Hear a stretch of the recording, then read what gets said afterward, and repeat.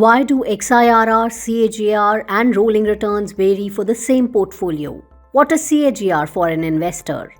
Is XIRR more relevant for SIP investors? What do rolling returns mean? Which metrics should an investor consider? Hello and welcome to Investors Hangout, a space where we step back from the noise to focus on what really matters for long-term investors. This series is brought to you by Aditya Birla Sun Life Mutual Fund and Value Research. Now, as we approach the end of the financial year, it's time to review our portfolios, and many of us are doing that. But when we open our statements, look at the returns, we almost instantly run into a familiar confusion. CAGR, XIRR, rolling returns. Different numbers, different stories, and sometimes very different conclusions. So today, we'll help you decode which metric really matters when reviewing your portfolio. And to help us decode that, we have with us our CEO, Dhirendra Kumar. Welcome, Dhirendra. Thank you. So, when reviewing our portfolio, we see different metrics, XIRR, CAGR, rolling returns. Why do these numbers look so different? CAGR, XIRR, and rolling return, they measure different things. They are meant for different purposes. The end goal is completely different. Particularly in the context of a mutual fund, one tells you how this fund did. And you can compare it with benchmark, that this fund went up from whatever X to Y, and this translates into something like 12% return. And how did the benchmark did? So you are looking at a one-time return and a holding period return for a given time period. So 3 year, 5 year, 10 year. So that is CAGR. The other one, which is XIRR, tells you how you did based on the periodic investment that you made in a fund. So investing may not be, particularly in an open-end mutual fund, investing will be a periodic activity. You invested in a fund, then you started your SIP, then you took out some money. And as a result of all these actions, and there is a timeliness, the timing gets reflected in this. So what is your return? What is the return that you have earned by investing in this fund, factoring in the timing as well as the quantum of money? Third is, rolling return. This is a return which is more of a probability, because if you look at CAGR or if you look at XIRR, these are things which are dependent on what you experienced. You invested on a day, sold it on a day, that is CAGR. You did some periodic investment and you took the money out, or this is the worth of your investment, what is your XIRR? But rolling return is something about a fund that if you invest for a 1 year period, what is the likelihood of getting that return? What is the probability? And it is an average of a 1 year return achieved by that investment over a long period of time. And so that is, rolling return is a probability of return that you are likely to get, or it has delivered. Where is the concentration of return in that particular fund? Range of fund. Okay. The range of return.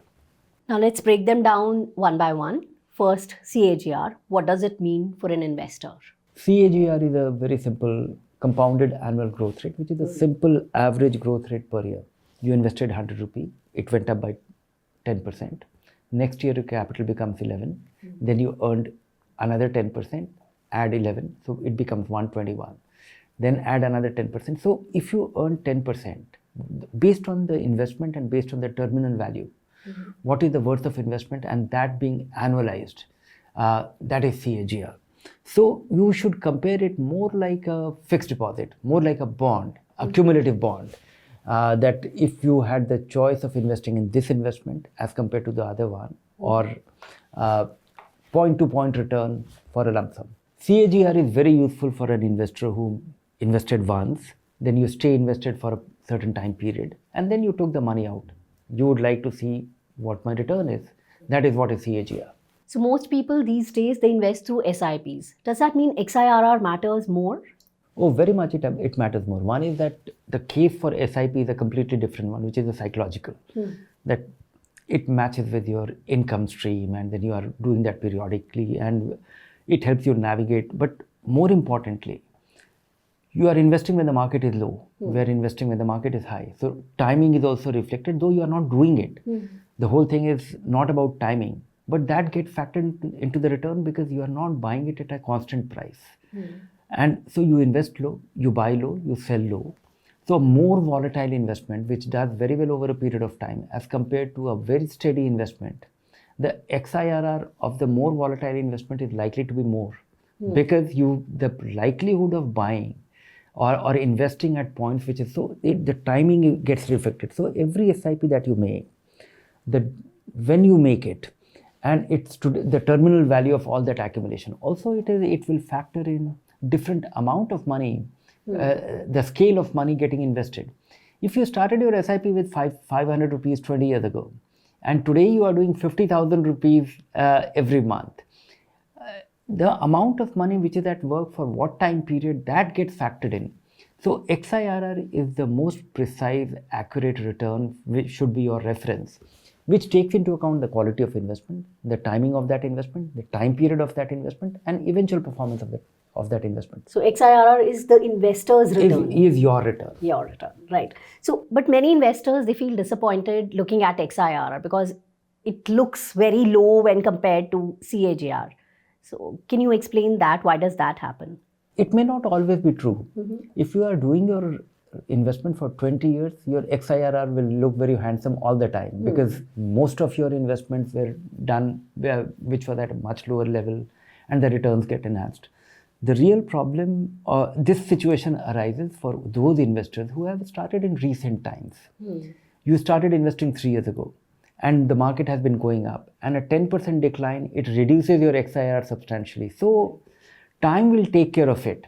XIRR for a relatively new investor might be disappointing when the market crumbles in recent past, and so XIRR drops. But likewise, another 5% jump and the XIRR will look nice again.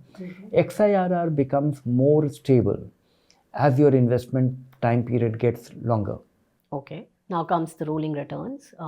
What does that mean? Rolling return, the way it is calculated, it basically shows consistency. If you are looking at 3-year, 5-year, 1-year rolling return, how the fund has done if you held it for 1 year, for a long period of time and doing an average of that. So you have a better understanding. It is not dependent on 2 specific dates because that could be very misleading. There is a possibility that 1 year or 5-year return for investment, or the day when you are looking at it, 5-year CAGR or annualized return when you are looking at a fund for evaluating whether you should invest or not, that might be completely misplaced because 5 years ago it turned out to be an accidentally low date, and today it happens to be an accidentally or a fairly elevated level, and the returns could look very handsome, and that will be misleading. So what is the likelihood? Looking at the consistency of return, if you are looking at the likelihood of getting that return or how this fund has done over a certain time period, for a certain specific holding period, that is where rolling return comes in. Okay, so it's basically average return of a particular period, fund, 3 year, 5 year, 1 year, whatever, average return that the fund has given. Okay, all right. Now, final takeaway. Which one should I look at while I am reviewing my portfolio? So if I need to take any action, what is the metric that will tell me that here is what you need to do? They all have 3 different purposes. When you are evaluating a fund, that if it has done better than its benchmark, better than its peer, I will look at CAGR over various time periods. If I have to look at my portfolio return, I will look at XIRR because my periodic investment, I did not have money when the market was low. My returns will not be very, very high. So it will factor in all my actions as well, and XIRR is useful for that. All these returns have basically 2 purposes. One is when you are deciding which fund to invest in. You want to look at returns, how it has been achieved. So look at CAGR and rolling return in conjunction.